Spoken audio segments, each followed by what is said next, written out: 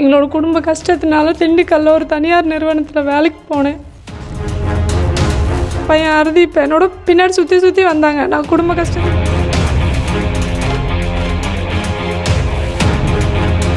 ஹாஸ்பிட்டலில் அட்மிட் ஆயிருக்கேன் அப்படி இப்படின்னு சொன்னாங்க. உடம்பு சரியில்லை மேடம். எனக்கு உடம்பு சரியில்லையாப்பா? அதுக்கு என்ன பண்ணலாம்? இப்போ இவங்க வர்றாங்கல்ல, இங்கே வந்திருக்காங்கல்ல, அந்த பொண்ணு 5 மாசமாவே இருக்குன்னு என்னால் அலைக்கழிக்காதீங்க மேடம், என்னால் முடியலன்றா. சரி, இன்ஜெக்ஷன் போட்டுட்டு நீங்கள் வாங்க, இங்கே ஜிஹெச்குள்ளே தானே இருக்கீங்க, நீங்கள் வாங்க, அப்படியே உள்ளே போய் அட்மிட் ஆகிக்கலாம் வாங்க. எங்களோட குடும்ப கஷ்டத்தினால திண்டுக்கல்ல ஒரு தனியார் நிறுவனத்தில் வேலைக்கு போனேன். அமைச்சர் ஐபி பெரியசாமியோட மில்லுக்கு தான் வேலைக்கு போனேன்.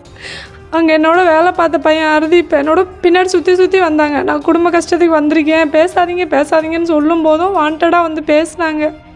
பேசினதுக்கப்புறம் எங்கள் வீடு கொஞ்சம் பெரிய இடம், நீ லவ் பண்ணுற தெரிஞ்சால் ஏற்றிக்க மாட்டாங்க. எங்கள் அப்பா ஏற்கனவே எனக்கு 30 பவுன் போட்டு ஒரு வண்டி 2 லட்ச ரூபாய்க்கு எடுத்து வச்சாதான் கல்யாணம் பண்ணி கூட்டிகிட்டு வருவேன், யாராக இருந்தாலும் நான் வேண்டான்னு சொல்லிடுவேன் அப்படின்னு சொன்னாங்க.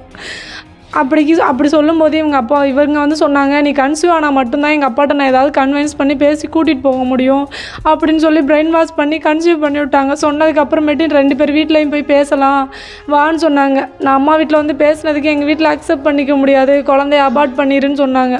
கேட்கல. அப்படி அவன் தான் வேணும்னு சொன்னால் வீட்டில் யாருமே வேணான்னு சொல்லிவிட்டு எழுதி கொடுத்துட்டு வீட்டை விட்டு வெளியில் போ அப்படின்னு சொல்லிட்டாங்க. வெளியில் வந்து இவனை தேடி நான் போனேன். அப்போ போகும்போது 3 நாள் மட்டும் டைம் கொடு, நான் வந்து கூட்டிகிட்டு போகிறேன் அப்படின்னு சொன்னாங்க. சித்தி வீட்டில் 3 நாள் வந்து இருந்துட்டு திரும்ப ஃபோன் பண்ணும்போது, இல்லைப்பா வீட்டில் கொஞ்சம் பிரச்சனை இருக்குது, ஒரு 10 நாள் வெயிட் பண்ணி நான் வந்து கூட்டிகிட்டு போகிறேன்னு சொன்னாங்க. 10 நாளில் அவ்வளோ சண்டை, நம்பர் பிளாக் பண்ணுவாங்க, பேச மாட்டாங்க, அது இதுன்னு ஏதாவது சொல்லி வச்சுருவாங்க ஃபோனை. 10 நாளுக்கு அப்புறம் ஃபோன் பண்ணால் எந்த ஆன்சருமே கிடையாது. நான் 181 கால் பண்ணி சொல்லிவிட்டு திண்டுக்கல் சகி ஒருங்கிணைப்பு மையத்தில் போய் சொன்னேன்.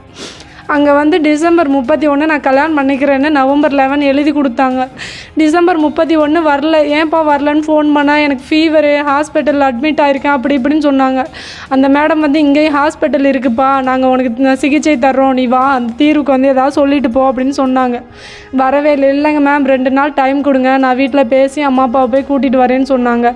வீட்டில் பேசிட்டு வரவே இல்லை. அப்புறம் பொங்கல் வரைக்கும் டைம் கேட்டாங்க சார். பொங்கல் வரைக்கும் டைம் சொன்னதுக்கப்புறம் வரவே இல்லை. எங்கே போனால் என்ன ஆனால் தெரில, ஃபோன் சுவிட்ச் ஆஃப், எதுவுமே இல்லை. சகி ஒருங்கிணைப்பு மையத்திலேருந்து வெல்ஃபேர் ஆஃபீஸரை கூட்டிகிட்டு அனைத்து மகளிர் காவல் நிலையத்துக்கு நிலக்கோட்டைக்கு போனேன். அவங்க வந்து வீட்டுக்கு கூட்டிகிட்டு போய் அவங்க அப்பா கிட்டே பேசும்போது எனக்கு எந்த ஆச்சரியப்பணியும் இல்லை, அந்த பையனோட வந்து வாழ்ந்தால் வாழட்டும்னு சொல்லி ஒரே முடிவோடு முடிச்சிட்டாங்க. சரி வாங்க, உங்கள் பையனை காணோன்னு கம்ப்ளைண்ட் கொடுங்கன்னா நான் வர முடியாது, எனக்கு தேவையில்ல அப்படின்னு சொல்லி முடிச்சிட்டாங்க சார். நானும் 4-5 மாதம் அலைஞ்சு பார்த்துட்டு வளையல் போட்டதுக்கப்புறம் போகிறேன். நாளைக்கு வாமா கல்யாணம் பண்ணிக்கிறேன்னு சொன்னாங்க அப்படின்னு சொல்லி ஸ்டேஷன்லேருந்து அனுப்பிச்சி விட்டாங்க. நாளைக்கு ஃபோன் பண்ணால் எந்த ரெஸ்பான்ஸுமே பண்ண மாட்டாங்க, ஒரு மாதிரி அலக்கழிச்ச மாதிரி விடுறாங்க. தம்பி பிறந்து 37 நாள் தூக்கிட்டு போகிறேன், நீ வேணா எஸ்பி ஆஃபீஸில் திண்டுக்கல்ல போய் ஒரு பெட்டிஷன் கொடுத்துட்டு வா, உன் கேஸை எடுத்துக்கு பார்க்குறோம், நாங்கள் எஃப்ஐஆர் போடுறோன்னு சொன்னாங்க. அங்கேயும் போய் போட்டுட்டு வந்ததுக்கப்புறம் ஃபோன் பண்ணால் அலட்சியமாக பதில் சொல்லிவிட்டு எடுக்க மாட்டுறாங்க. மறுபடியும் இப்போ போன மாதம் கூட போய் கொடுத்துட்டு வந்தேன் சார். கொடுத்துட்டு வந்ததுக்கும் எந்த ரெஸ்பான்ஸும் கிடையாது, எதுவுமே சொல்ல மாட்டேங்கிறாங்க. என் பையனை வச்சுட்டு நிறையா டைம் நான் சூசைட் பண்ணிக்கலான்னு ட்ரை பண்ணி பார்த்தேன், முடியல. போலீஸ் ஸ்டேஷன் போனதுக்கப்புறம் தான் தெரியும் அவர் மேலே போக்சோ கேஸ் இருக்குது அப்படின்னு சொல்லிட்டு, அதை வச்சு எஃப்ஐஆர் போட முடியாதுமா அப்படின்னு ஸ்டேஷனில் சொல்லிட்டாங்க. வேணால் உனக்கு உதவி பண்ணுற விதமாக எஸ்பி ஆஃபீஸில் போய் சொல்லு, நாங்கள் வேணால் போய் எஃப்ஐஆர் போடுறோன்னு சொன்னாங்க. எஸ்பி ஆஃபீஸ்க்கே 2 டைம் போயிட்டேன் சார். நானாக வாண்டடாக ஸ்டேஷனுக்கு ஃபோன் பண்ணாலும் உன் ஃபைல் வரல, அவன் மேலே போக்சோ இருக்குது, எஃப்ஐஆர் போட முடியாது, நீ வேணால் நீதிமன்றத்தில் அவன் எப்பப்போ வாய்தாவுக்கு வரானோ அப்போ போய் அவனை பிடிச்சிக்கோ அப்படின்னு சொல்லி வச்சு அலட்சியப்படுத்திட்டாங்க சார். நிறைய டைம் பையனோட சூசைட் பண்ணிக்கலான்னு முடிவு எடுத்துகிட்டு அந்த குழந்தை முகத்தை பார்த்து என்னால் சூசைட் கூட பண்ணிக்க முடியல சார். என்னம்மா உங்களோட கோரிக்கை என்னம்மா? என்ன அவனோட சேர்த்து வைக்கணும் சார், அதுதான் என்னோட கோரிக்கை. எங்க இருக்கீங்க?